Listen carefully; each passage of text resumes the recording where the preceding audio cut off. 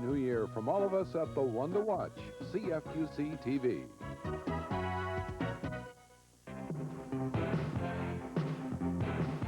CFQC Television News with Rob McDonald and Cynthia Block. The year in review, 1989. Good evening and welcome to the year-end review. If 1989 is any indication, the next decade may give the word freedom a whole new meaning. It began in Poland, where the outlawed Solidarity Party was finally able to crack the communist government. Then, on September 10th, Hungary opened its borders. East Germans were allowed to cross freely to the west, and they did so by the hundreds of thousands, pouring into the west to find freedom. It took several weeks of mass migration out of East Germany, but soon the strain on the East German government, both politically and economically, was too much. On November 8th, the East German Communist government resigned, and less than 24 hours later, a scene that boosted morale around the world. In total disbelief, Berliners began gathering on both sides of the wall at the famous Point Charlie and other crossing points after the bombshell announcement in East Berlin. East Germans are free to cross all East German border checkpoints, including those into West Berlin. Opening the borders was a last-ditch, desperate attempt by the Communist Party to staunch the massive exodus of refugees. 200,000 people so far this year, about 1% of the population. In the West German Bundestag, the news brought thunderous applause, and across Germany, the reaction ranged from downright jubilation to cautious hope that one day Germany might again be united. Poland, Hungary, East Germany. It seemed to create a snowball effect. On November 10th, Bulgaria also relinquished communist control with the resignation of Eastern Europe's largest serving communist leader. Then Czechoslovakia, a country that vowed to hang on to communist power, also began to break. They rallied by the hundreds of thousands, up to 500,000 strong, demanding reform. The clincher seemed to come November 27th, with the largest general strike in Czechoslovakia's history. The government, realizing the overwhelming support for reform, resolved to allow non-communists to begin changes in Czechoslovakia. Romania was the last country to join the reform movement. On December 22nd, communist leader Nicolae Ceausescu was forced out of power.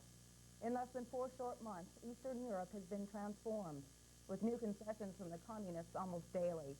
No doubt the Eastern Bloc will have many trials and tribulations ahead to cope with this newfound freedom. But it's freedom nonetheless, leaving all of us with hope for a freer world. 1989 was truly a year of great triumph for democracy, but it was also a year of great defeat. While Eastern Europe begins to grasp freedom, the people of China can only watch in awe. Communist China was not prepared to succumb to the demands of its people, nor would it seem could they be coerced into doing so. China's youth fought peacefully for democracy, but in the end, it was a battle they lost. It began in the spring of '89. Students at Beijing's university began protesting a lack of reform by their communist leaders. Hunger strikes began to spark concern in the Chinese government, but it wouldn't break. Protests escalated, and the government warned not to mistake patience for weakness. On June 3rd, the Communist Red Army moved in. It is difficult not to use the word massacre to describe what happened. The military, moving in armored vehicles, smashed through barricades that had been put up by the protesters and advanced relentlessly toward Tiananmen Square, where for the past several weeks, students had been staging a sit-in demanding the resignation of hardline Premier Li Peng and an end to widespread corruption inside the Chinese government. It was a bloodbath of staggering proportions. Western news media reported thousands of people were slaughtered. Communist China regained firm control, but many political analysts believe the students will be back. 1989 was filled with power struggles in one form or another. In Iran, it was a religious struggle.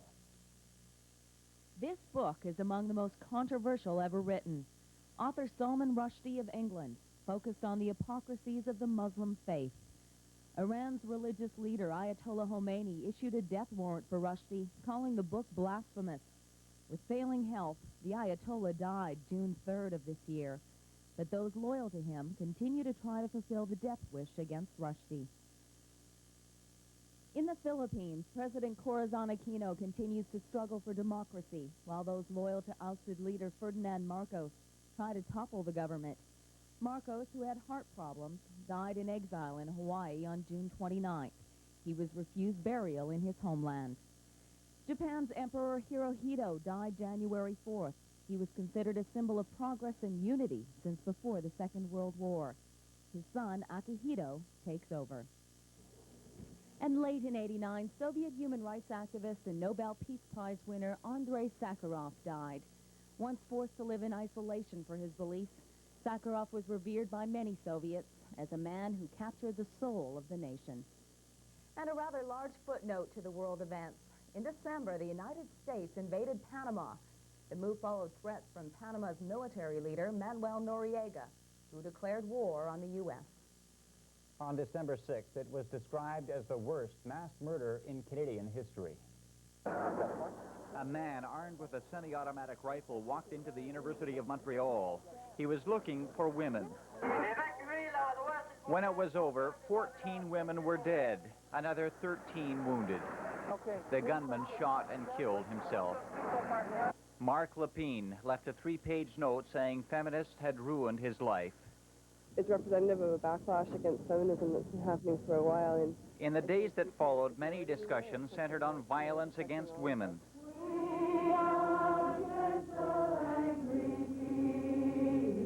Across the country, women and men joined together to mourn, to wonder why, and to denounce violence against women. Still ahead, a look at federal events in '89. And also the provincial government's year of controversy.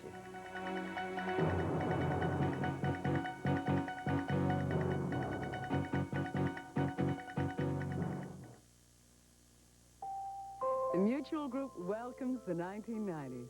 A bright new decade with lots of chances for growth. A time when fresh ideas in financial services present new opportunities. Recognizing those opportunities and finding the right financial footing. That's the challenge of the 90s. And with the Mutual Group on your side, you won't be facing that challenge alone. The Mutual Group, facing tomorrow together. Why is this man smiling? Because people are finally waking up to what he's known all along. Oats are good for you. And now there's new Quaker Oat Squares with the wholesome goodness of whole Quaker oats and wheat in bite-sized squares. Lightly toasted for a delicious, crunchy taste. An honest-to-goodness breakfast cereal from the man who knows breakfast best. New Quaker Oat Squares. Honest-to-goodness. The right side, the right beer. Coors Light is right here, yeah. Catch the light, bright taste of Coors Light. Hold on to the silver bullet. It's the right beer now. It is with great pleasure that I take this opportunity to thank my many clients, friends, and family for the support. Allow me to have a most successful 1989. Happy holidays, everyone. The festive season is the time for renewing old friendships and making new ones. From all the staff of DNA Business Machines come best wishes for the holiday season. At this holiday time, the friendly folks at Molly Maid wish everyone a festive season filled with much joy, peace, and happiness. Wednesday and Thursday during late-night sports, watch the Quantum Ski Report. Get the snow conditions for Saskatchewan, Alberta, BC, and Whitefish. Plan your ski trips with reliable information. The Quantum Ski Report, Wednesday and Thursday during late-night sports on CFQC TV. 1989 could be described as the year of the inquiries in Canada. At least 3 investigations received national attention. Perhaps the most dramatic was the Dublin inquiry, looking into the illegal use of drugs in sports. Ben Johnson was on the stand June 12th. He took full responsibility for his mistakes and told the people of Canada why he lied so long. I was ashamed of my family and friends, kids who look up to me as a Canadian athlete and who wants to be in my position. So I was just in a mess. A terrible plane crash in March near Dryden, Ontario, claimed the lives of 24 people. An Air Ontario plane went down just after takeoff in a snowstorm. An inquiry into that crash began July 17th.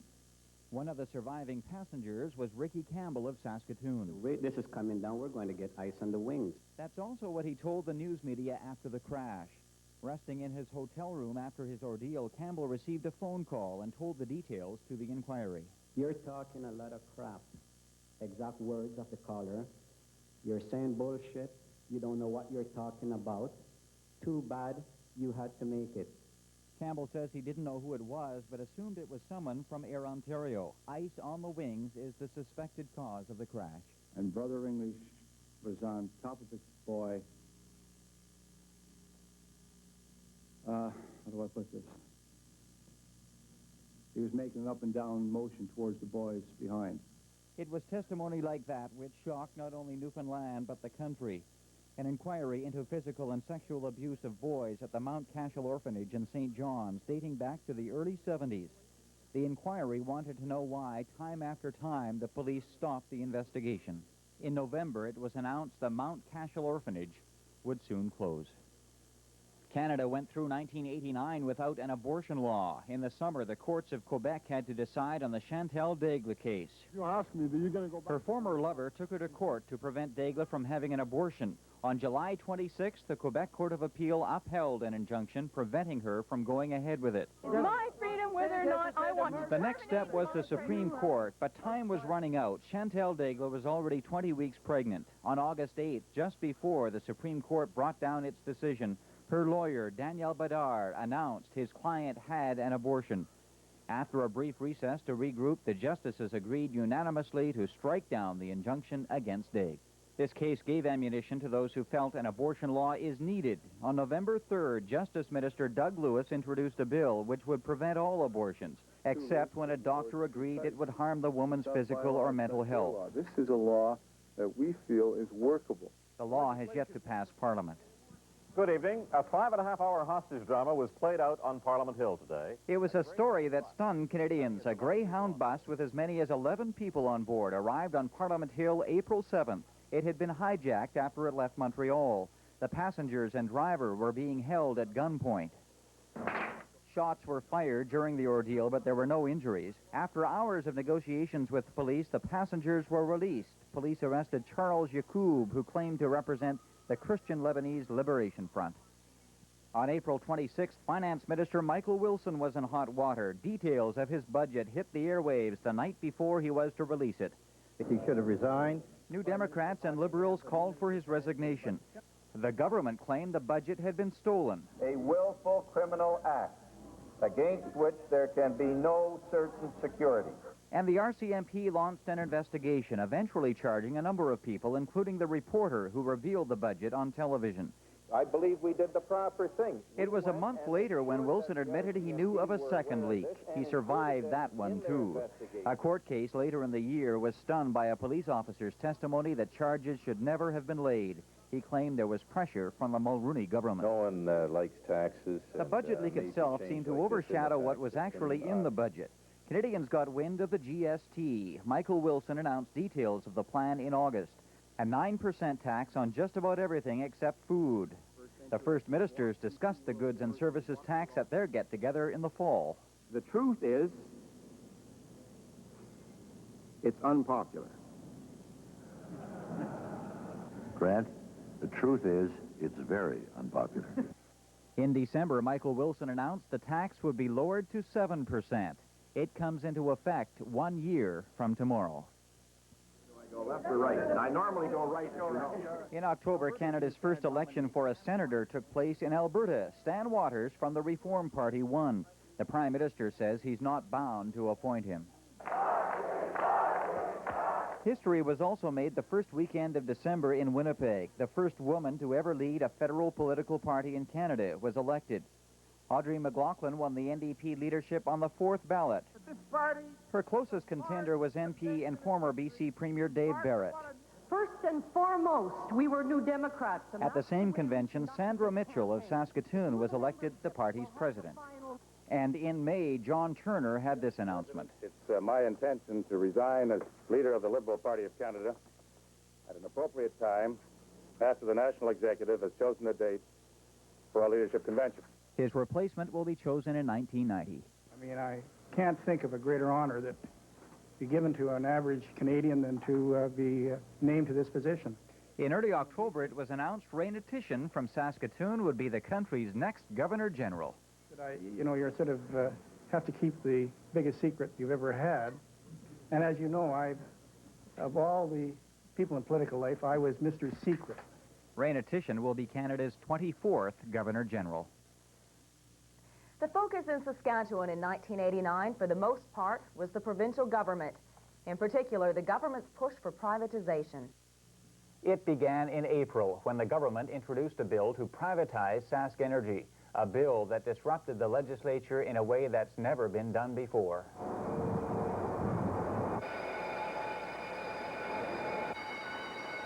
The bells rang for 17 days. The NDP, fed up with the government's push to privatize the natural gas utility, walked out.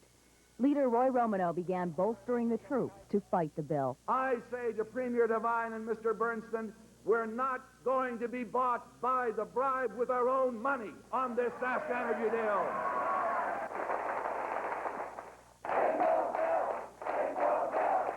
Rallies were held across the province until on May 8th, the government agreed to set up a public commission to study the proposal. The Barber Commission, headed by Dr. Lloyd Barber, traveled the province gathering input on the proposal. On November 9th, the report was in. The Barber Commission recommended the privatization of Sask Energy go ahead. For now, however, the government has decided to hold off on the plan. The Potash Corporation proved to be a more palatable privatization target, at least to many Saskatchewan investors. After using an unprecedented closure motion to limit debate, the government went ahead with the sale of 50% of the Potash Corporation. In October, PCS bonds went on sale at 10 3/4% interest, higher than Canadian savings bonds. The bonds proved so popular, a second offering was issued, doubling the original offering to $200 million. The provincial government ran into a lot of trouble in '89, in many cases falling out of favor not only with the opposition, but with a large chunk of the voting public. Gigatax, Rafferty Alameda, education funding. The Devine government was plagued with numerous controversies in '89. Perhaps the strongest opposition to government policy began July 1st, with the introduction of the lotteries tax. It was a tax on every legal form of gambling in the province. 10% on lottery tickets, bingo cards were taxed, and a flat tax was imposed on casino patrons. The proceeds to go to the construction of hospitals. It may have seemed a good idea on paper, but the government was not prepared for what followed. Ticket sales plummeted. Some lottery kiosk operators were forced out of business, and the backlash from gambling patrons was strong. Petitions were circulated all over the province, gathering tens of thousands of names. After 5 months of falling sales, the government gave in. We could blindly charge forward, I suppose, with a flawed system. And some might call that, just that, blindly charging forward. Or we can admit and recognize that we had a design flaw and change it, and that's what we're doing. On November 18th, the lottery tax was dropped. Gigatax was another embarrassment for the government in '89. Millions of dollars were sunk into the computer translation firm, which was supposed to translate English laws into French. Deadline after deadline passed, and the opposition grew impatient. After months of controversy surrounding the credibility of Gigatax, the government finally pulled the plug November 16th. The on-again, off-again Rafferty Alameda Dam project in southeastern Saskatchewan is on again, but not before some serious roadblocks in 1989. Under pressure from environmental groups, the license for the project was withdrawn April 10th, and a full environmental impact study was ordered. Upon its completion, the Federal Environment Department ruled Rafferty did not pose an environmental threat. The license was reissued, but some environmental groups are still vowing to fight the project all the way to the Supreme Court. Education funding was again a big issue in '89. Nowhere was it felt more than at Saskatoon's R.J.D. Williams School for the Deaf, where students fought to save both their school and their culture. In March, they marched on the steps of the Saskatchewan legislature, but the government, in an effort to assimilate the deaf students and streamline the system, still plans to close the school. Controversy in the province in '89 was not limited to the provincial government. Regina's Bosco Homes came under scrutiny for mismanagement, and its founder, Father Lucien Larry, was accused of physically abusing the home's residents. Following a government review, funding for the home for troubled youths was cut off in the fall. On October 10th, Bosco closed its doors. Bosco's biggest fundraiser, the Craven Big Valley Jamboree, is still expected to continue, but under different organizations. In lighter provincial news in '89, Saskatchewan's Liberal Party elected a new leader. Linda Haverstock is hoping to generate new popularity for the party. The Weyerhaeuser Pulp Mill in Prince Albert was completed in '89. It opened its doors May 2nd. And late in '89, in an effort to put a new face on government, Premier Grant Devine made a major cabinet shuffle. Many longtime cabinet ministers were excluded in the shuffle. All of them said they'd already decided not to seek re-election. As always, labor disputes grabbed headlines frequently in 1989. In Saskatoon, one of the most contentious confrontations occurred between the Crisis Nursery and its employees. It was a determined bunch of employees who began walking out on the night of August 23rd. They knew their jobs were on the line. He informed me that I would have my pink slip in the mail, and I was fired. Their main concern was safety. They wanted at least 2 staff members on duty at all times. The strike sent police and social workers scrambling to find emergency accommodation for children in need. The Crisis Nursery remained closed for a month. On September 25th, it reopened with 5 new staff members and a new director. It was a cold day in March when members of CUPE employed at the CBC went on strike. They were joined for a day by members of the Newswriters Guild and NABET. 22 members of CUPE in Saskatoon, newsreaders, production and office workers, were involved in the nationwide strike. On January 29th, 77 members of the Energy and Chemical Workers Union hit the bricks at Saskatoon Chemicals. One of the major disputes with Weyerhaeuser Canada was over shifting. Both sides indicated they weren't that far apart. 5 days later, the dispute was settled. Labor problems were brewing at Saskatchewan's 4 institutes of applied science and technology most of the year. The problems came to a head in late October when instructors and clerical staff at SciAst campuses began rotating strikes. They stretched into late December, canceling some students' exams. On November 8th, more than 600 members of the University of Saskatchewan Faculty Association emerged from a meeting after voting in favor of a new contract.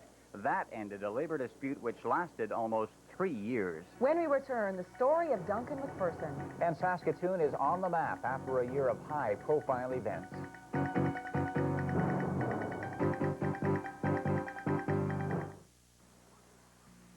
We wanted a shopping bag that would stand out, even when filled with incredible savings and values. So we figured this bag couldn't miss. Big bag. Big savings. Sears Warehouse Sale. On now.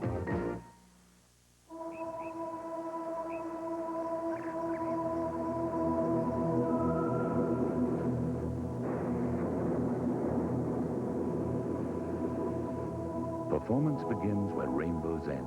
Introducing Formula Shell, now in 3 new unleaded blends. Formula Shell Bronze, Formula Shell Silver, and Formula Shell Gold. Choose the one that's right for you.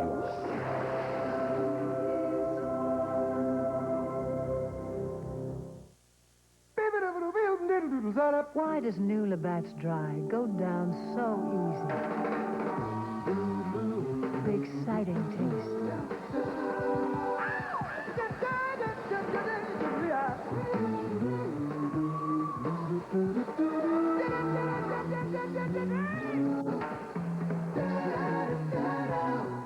And no aftertaste. New Labatt's Dry, the easy drinking dry. Suddenly, it's spring. The light fragrance of new Spring Fresh Fleecy. Smells like a breath of spring air. New Spring Fresh Fleecy leaves everything you wash smelling fresh and clean.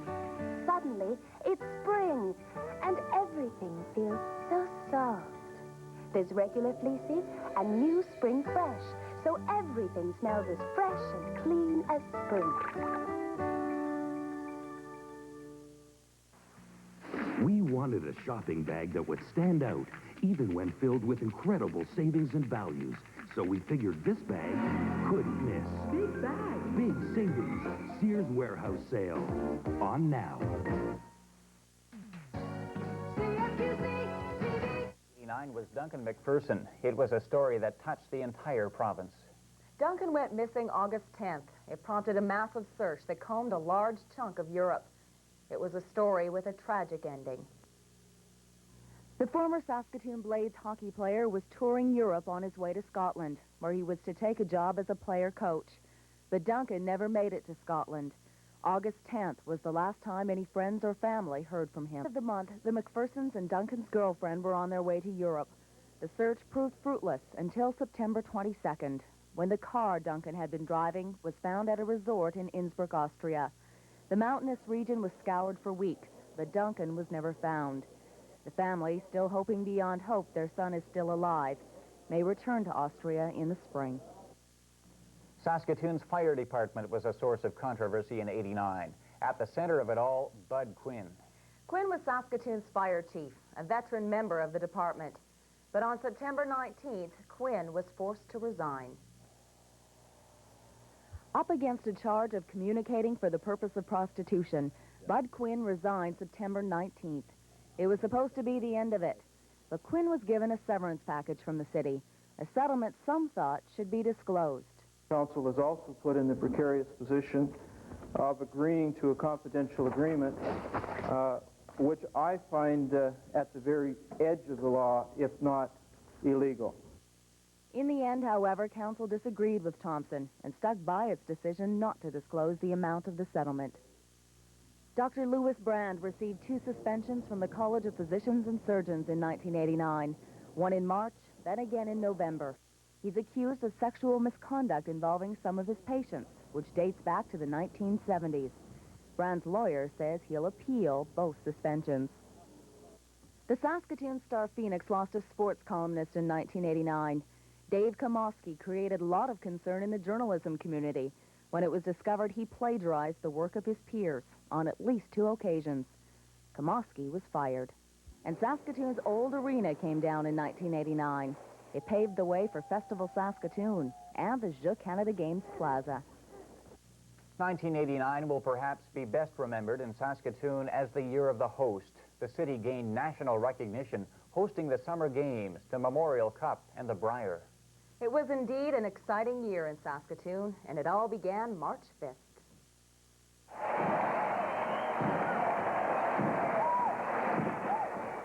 It was the day the Brier opened at Saskatchewan Place.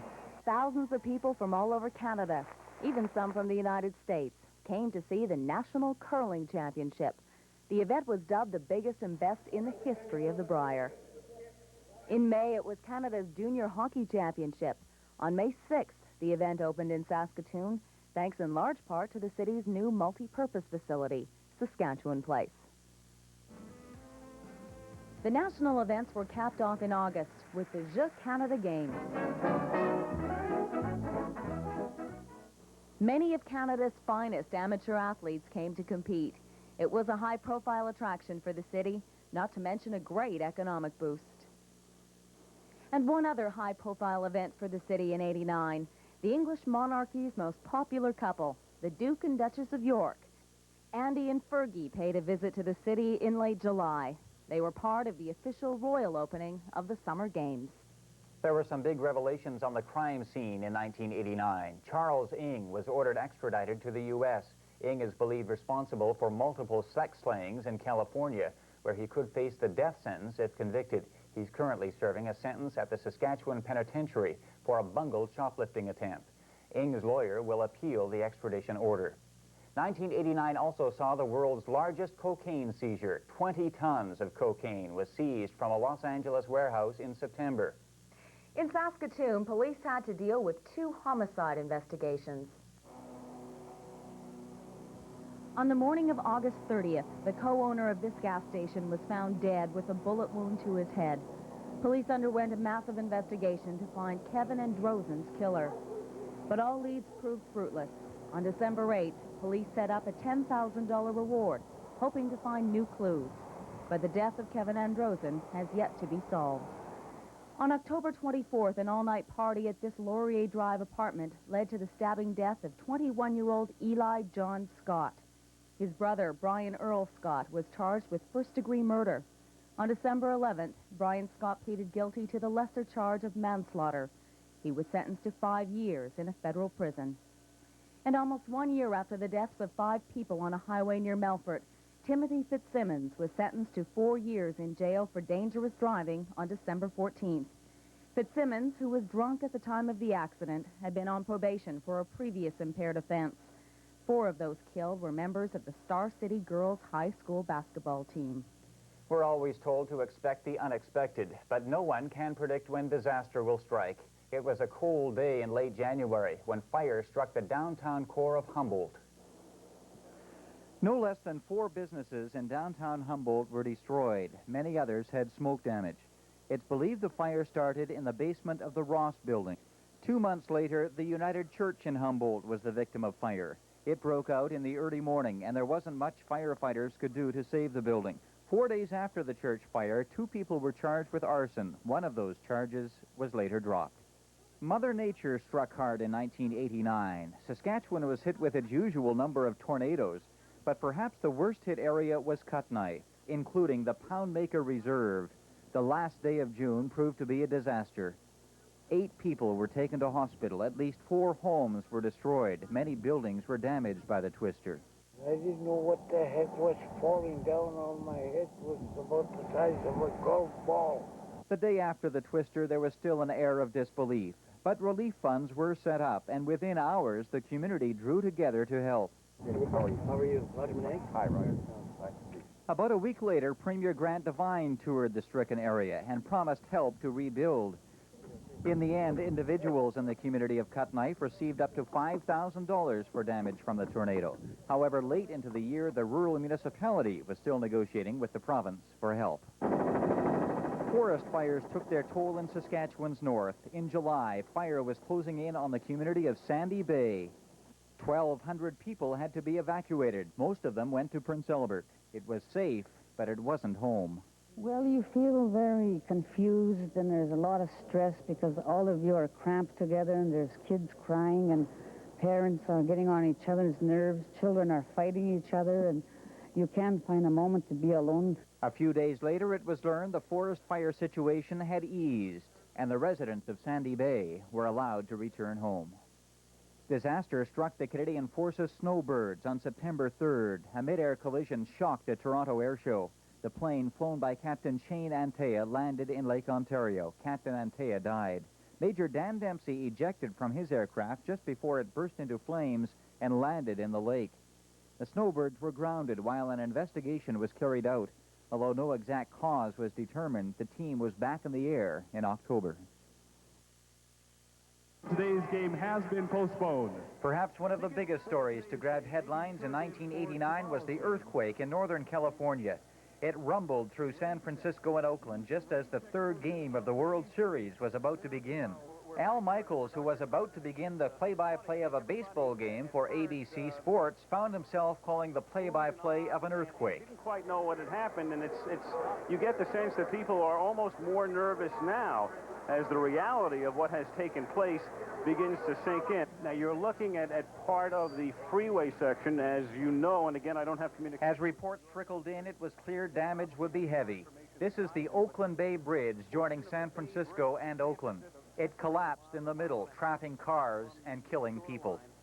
At first, it was feared more than 200 people had died, but when it was discovered fewer people than expected were caught in a freeway collapse in Oakland, the death toll was revised to less than 100. Miraculously, a man was pulled alive from the wreckage of the freeway 4 days after the collapse. Buck Helm died a month later of respiratory failure. Well, it may be impossible to predict earthquakes, but there are warnings for hurricanes. Still, death and destruction can be heavy. Hurricane Hugo hit land in mid-September. Most of these islands recorded deaths. Hundreds of people were left homeless. Then Hugo took a beeline for South Carolina. This is downtown Charleston a few hours after the hurricane hit. It looked like a war zone. After hitting South Carolina, Hurricane Hugo was downgraded to a tropical storm. In March, the big oil spill off Prince William Sound, Alaska. The Exxon Valdez ran aground, spilling its load. This was the scene 10 days after the spill. Crews were trying to clean the oil off the beaches with rags. I don't think the oil industry was complacent. Exxon vowed to remain until all the oil was cleaned up. In late summer, Exxon officials announced they had done all they could. Still to come, Jim Baker and the death of Lucy. When we return, Craig Wilson highlights sports.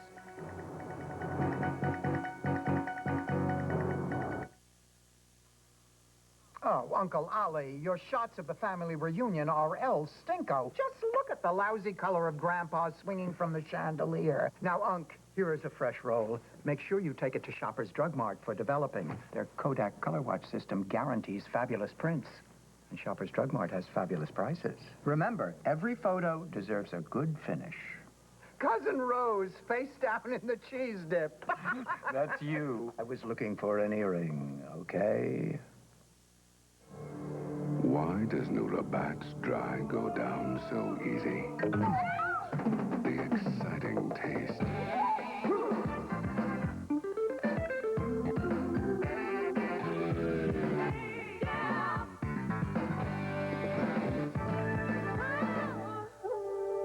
And no aftertaste. New Labatt's Dry, the easy drinking dry. May the joys that come with this season fill your hearts and homes with laughter and merriment. This holiday wish is from everyone at Robin's Donuts. Warm wishes for the holiday season go out to you and yours. All the best in 90 from everyone at Fuddruckers. Everyone at Custom Metal wishes you a holiday season filled with peace, contentment, love, and good cheer. Hi, I'm Deborah McGregor. Join us Monday on Canada AM for a look at Canada in the 1990s.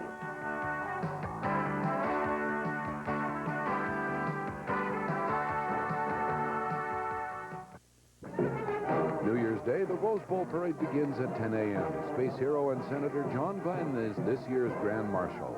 At 3:30, Southern California meets Michigan in the Rose Bowl game. That's New Year's Day, here on CFQC TV.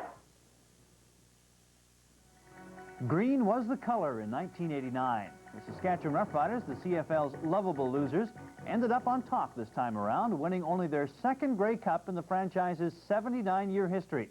Kevin Waugh looks back at the year of the Riders. Saskatchewan finished 9-9, third place. They had to go to Calgary for the playoffs. With the game tied at 26, seldom used Brian Walling breaks one for 50 yards late in the game to give the Roughriders a 33-26 win over the Stampeders. Then the next week, the Roughriders in Edmonton to meet the powerful Eskimos at 16-2. The key play, middle linebacker Eddie Lowe hits Tracy Ham from behind. The ball comes loose. Middle linebacker Dave Albright scoops it up and goes the rest of the way. The Roughriders upset Edmonton 32-21. Even though Kent Austin had to leave the game, reserve quarterback Tom Burgess won the game for the Roughriders with a big second half, here hitting Jeff Fairholm. So the Roughriders head for the Grey Cup, their first appearance in 76. And at the Grey Cup, 75 yards. It's Kent Austin to Jeff Fairholm to give the Riders some relief in the first half. This was the key play in the fourth quarter. The Riders were up by 7 against Hamilton, but Tony Champion makes that catch to tie the game at 40. The highest scoring game in CFL Grey Cup history. Kent Austin then moved the Riders downfield. 2 passes here to Mark Guy, which set up the winning field goal by Rough Rider place kicker Dave Ridgway, who splits the uprights to give Saskatchewan a 43-40 Grey Cup victory over the Hamilton Ticats. What a great effort and what great character our football team showed and our coaching staff. What a great job the coaches did. Told you all week, we had a good feeling about it. We thought we could win. It's tough being discounted for 3 weeks in a row, but we hung together and we came through. A lot of people didn't believe us. A lot of people counted us out. A lot of people said the Riders would start off and they'd lose it. But we hung in there, we hung tough, we did what we had to do. We beat Calgary 4 times, we beat Edmonton when we had to, and we come to the Grey Cup and win it for the first time in 13 years, and we set up all the experts. At the annual meeting, Tom Shepard stepped down as club president. Phil Kershaw will take over. I guess the bad news for the club, they lost around $200,000 in this football season. It was a great year to follow the howl of the Huskies. The University of Saskatchewan football squad almost duplicated the Riders' feat of winning a national championship. That story from Warren Henderson. By clinching top spot, the Huskies would host UBC in the Canada West Final. It was a good old-fashioned nail-biter from start to finish, but as fate would have it in '89, a 4-point Saskatchewan win. The Huskies were on an emotional high. The celebrations quickly died down as the Western champs geared up for the Churchill Bowl against Queens. The Huskies could smell the national title and wasted little time in disposing of the Golden Gales in a convincing 40-10 win in front of a record crowd at Griffith Stadium. Well, it's a tremendous win for this program, and a real credit to these kids because they worked so hard for it. And, boy, our defense played so well today. For the Huskies, a lifelong goal had arrived, a berth in the Vanier Cup in one of North America's most impressive facilities, the Toronto Sky Dome. The opposition, the Western Mustangs. After an unforgettable run by Dan Farthing for a touchdown, the Huskies were on even ground, a 7-7 tie early in the first half. But from there, college football's ultimate prize began to slip away. A turnover and a late touchdown by Western put the Huskies down by 11 at the half. The Huskies had conquered adversity all season, but not on this occasion. Western poured it on in the second half, and when it was over, Saskatchewan was a 35-10 loser. The dream was not realized, and the pain showed on the faces of Saskatchewan's best college players.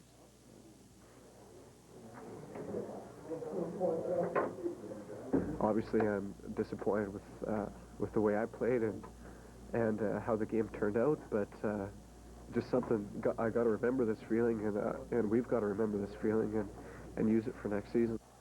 Still, it was a year of great accomplishment for the Huskies, the most productive season in U of S football history. Warren Henderson, CFQC Sports.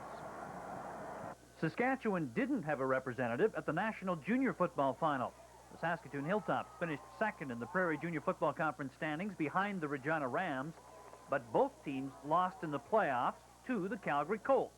The Colts beat the Hilltops on a last-second field goal to win the PGFC final. The Calgary squad went on to win the Canadian Championship. If you wanted action, Saskatoon was definitely the place to be in 1989. The city hosted 3 major sporting events, beginning with the Brier in March. The theme of the Saskatoon Brier, Magic on Ice. And what a tremendous field for the Brier, featuring 5 Canadian and World Curling Championship rinks. Rick Folk representing British Columbia, the defending Canadian champion Pat Ryan of Alberta, and Russ Howard of Ontario, winners of the '87 Canadian and World Championship. The Saskatchewan rep was Jim Packett out of Estevan, and he treated the Capacity House to a great start, 3-0, including this victory over Pat Ryan of Alberta. Later in the week, things got a little tougher for Jim Packett and his Saskatchewan foursome. Here, losing to Rick Folk of BC, Saskatchewan finished the round robin at 6-5. In Sunday's final, 2 familiar rinks, Ryan and Rick Folk. And here in the 10th, a hit and a rollout was all Pat Ryan needed to win the Labatt Brier. Saskatoon Brier will be remembered as the biggest in curling history. In May, Canada's best junior hockey teams gathered at Saskatchewan Place for the Memorial Cup Championship.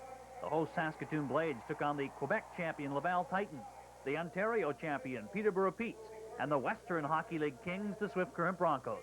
Despite a 3-week layoff before the tournament, the Blades fared very well. They knocked off Swift Current in the final round-robin game to gain a berth in the championship final. The Broncos rebounded to win a semifinal against Peterborough, setting up an all-Western, all-Saskatchewan showdown. And what a showdown it was. A fitting climax to a record-breaking week, the most successful Memorial Cup ever. The Broncos stormed out to a 2-0 lead, but the Blades came back with 3 unanswered goals. This one by Corey Koser gave them the lead heading into the 3rd period. Kimby Daniels got the Broncos back on even ground, setting up a thrilling overtime. And in overtime, Tim Tisdale put a shot past all-star goalie Mike Greenlay. The Broncos were Memorial Cup champions. In August, our country's best young amateur athletes gathered in Saskatoon for the Canada Summer Games. The games officially began in front of 15,000 people at Griffith Stadium. a very colorful and festive opening ceremony. It was just the beginning of 2 action-packed weeks for Saskatoon. Sports and cultural events shared the spotlight. Saskatchewan athletes would perform like never before in Games history. 45 medals smashed the old provincial standard of 15 set in 1981. 14 came in track and field. Another 14 from rowing and canoeing as Saskatchewan asserted itself as a power on the water. The wrestling squad was dominant in winning 3 individual gold medals as well as the team championship. Saskatchewan finished 4th overall in the point standings and was named as the country's most improved province. More than 8,500 volunteers helped make the Canada Games one of the most successful events in Canadian history. The pageantry and emotion of the closing ceremonies was just one more reminder that for 2 weeks in August, Saskatoon was the main link between the country's east and west coasts. 1989 was a year to remember for Emily Farnham, married to Darchuk, Emily Height, and Arlie Ellsworth. That Saskatoon rink captured the Canadian Senior Women's Curling Crown. Jeff McCahan made Saskatoon and Saskatchewan proud by winning the Canadian Junior Men's Golf Championship. And the Melfort 222s were national champs in junior men's softball. That was the year in sports.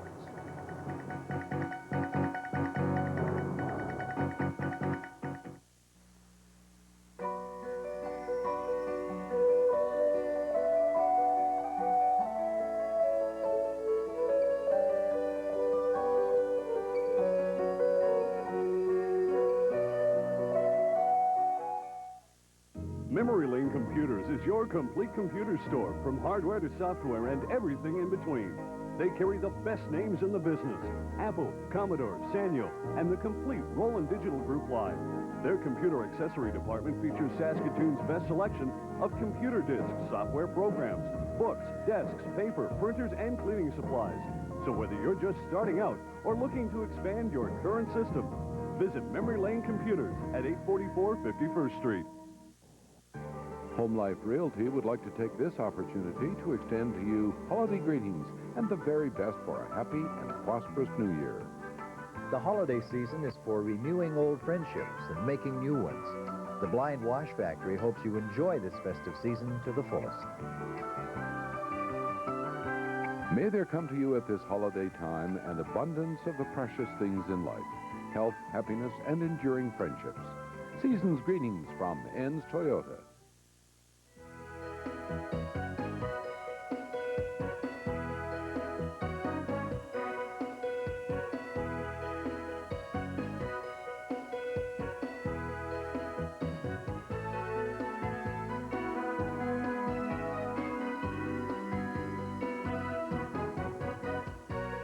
From all of us at CFQC TV, a sincere thank you for your support in the past and a wish for every happiness in the coming year.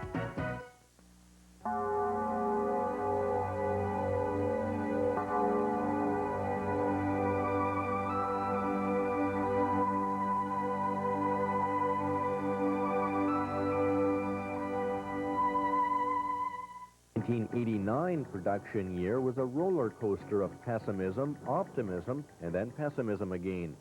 May the 10th, Black Wednesday over much of the province. Tumbleweeds and blowing topsoil everywhere as farmers tried to seed the 1989 crop.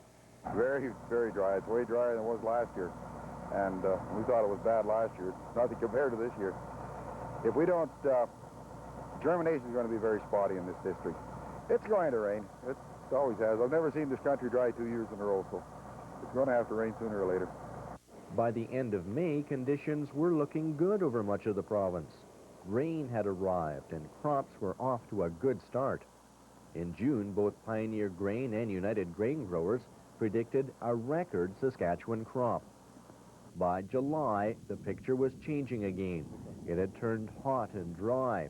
Subsoil moisture reserves were low. Crops that had looked good were now withering. Well, I guess we were expecting, with the moisture we'd had starting this spring, above average crops. We're probably looking at, 25, 30 bushel, closer to the 30 bushel on summer fallow. Now that's starting to look more like it's going to be around the 20 to 25 bushel. We're finding tillers are dying back, and some heads that not all the seeds are going to fill, so it's just dying back, and as a result of the heat more than anything. Crops were good in some areas of the province. These were around Meath Park in the Prince Albert area. The worst crops were in parts of southeastern Saskatchewan. Harold Marshall was disappointed with the yield of his lentil crops. In past years, we've thrashed just about 1,000 pounds net per acre. This year, we're running one field run about 600 pounds, and this one here, the way it looks, she's maybe going to do 200, 250. To add insult to injury, with harvest less than half complete, it began to rain and rain. Crops bleached and sprouted in the field. The loss in grain quality cost Saskatchewan producers more than $100 million. We are going to have trouble getting even a number 3 out of our durum now with some sprouts in it, especially at corners and that where you drive on it.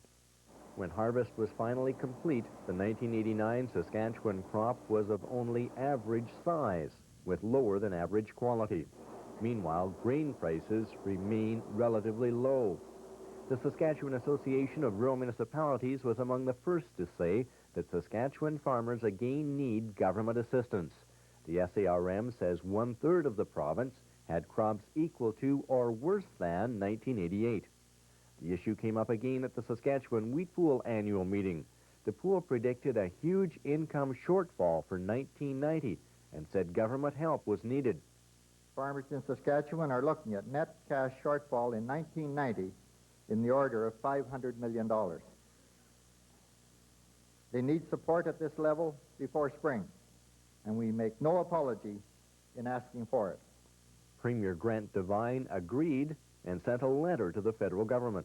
I have written the Prime Minister in cooperation with discussions with the SARM, municipal councillors, wheat pool delegates, listening to the things that you have suggested, and I pointed out to him that the hurt in the province of Saskatchewan, if you wanted to find a nice round number, would be one that you suggested on here in some of your discussions, about $500 million. Whether assistance will be forthcoming is still unclear. Please, let's do our homework. Let's make sure that that's an accurate number, and maybe it's a way bigger number. And sure, there's a need, and we recognize that. And our relationship with this government and this premier have been as good as any across the country. And when Grant sends us this kind of a letter, it gets read and it gets passed around and gets listened to. Statistics Canada is now predicting a negative net farm income in Saskatchewan for 1990 unless there is additional government support. It is not an optimistic way to start the new decade. For the year-end review, I'm Kevin Hirsch.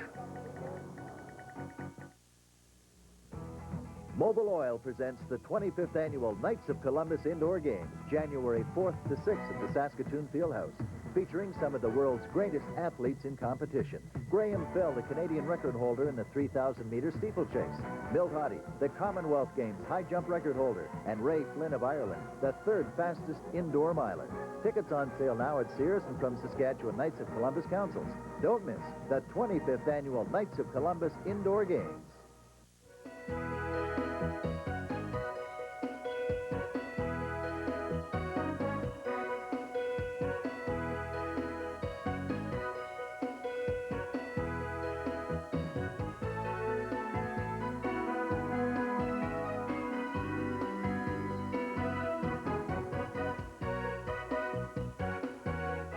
Greetings of the season and best wishes for a prosperous new year from all of us at the one to watch, CFQC TV.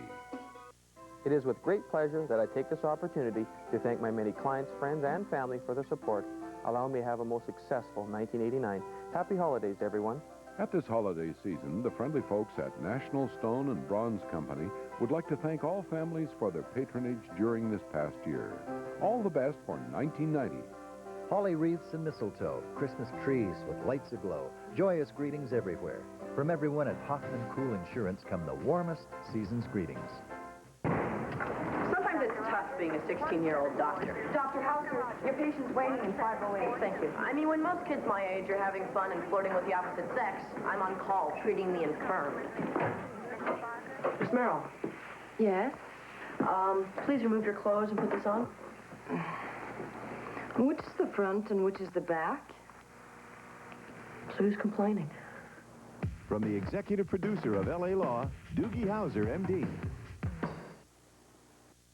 One of the most sensational court cases of the decade took place in the summer of 1989. It involved former TV evangelist Jim Bakker. Bakker was charged with defrauding more than 100,000 supporters of his television ministry and diverting nearly $4 million of PTL money to pay for expensive cars and homes. Forgive me of my sin. He got no forgiveness from the jury. Bakker was found guilty October 5th. The first response from wife Tammy, a song. On Christ, the solid rock I stand, all other ground. Later that month, Jim Bakker was sentenced to 40 years in prison. He's eligible for parole in 10 years. No comment. On that same day, Zsa Gabor was sentenced for slapping a Beverly Hills cop. It was a case much less severe than Jim Bakker's, but it received almost as much attention. The public will judge you. Zsa was sentenced to 4 days in jail. She was also ordered to do community work. The gospel truth up there. The gospel truth. I don't know if you know what that means. Well, 1989 saw the passing of some very important performers. One of the most respected actors of this century, Sir Laurence Olivier, died at his London home in July. Sir Laurence Olivier was 82. Hollywood also lost some of its greats. Bette Davis died in October. Bette Davis captured audiences through 6 decades. The 2-time Oscar-winning actress performed in more than 80 films. Bette Davis was 81. What I would like to be remembered by is she was a good actress. Rosanna Dana. One of the many characters portrayed by Gilda Radner. We lost her to cancer in May. You gonna have a drink? Most of us knew her as Miss Kitty. Amanda Blake ruled Dodge City's Long Branch Saloon for 19 years on Gunsmoke. She died in August at age 60. It was first reported Amanda Blake died of throat cancer. It was later revealed she died of AIDS. And we'll never forget Lucy.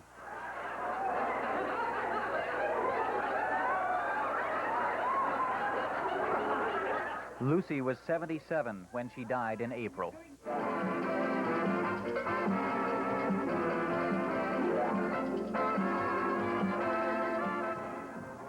I'd particularly like to thank that incomparable creative family that was always close at hand during all those wonderful years.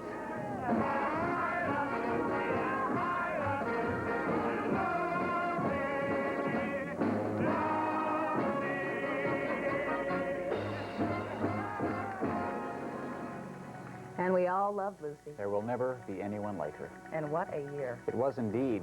Those are our highlights from 1989. Time now to begin a new decade. And from all Late of us... model Fords, Chevys, Dodges, Jeeps, Hondas, and Toyotas. Absolutely, incredibly priced to sell.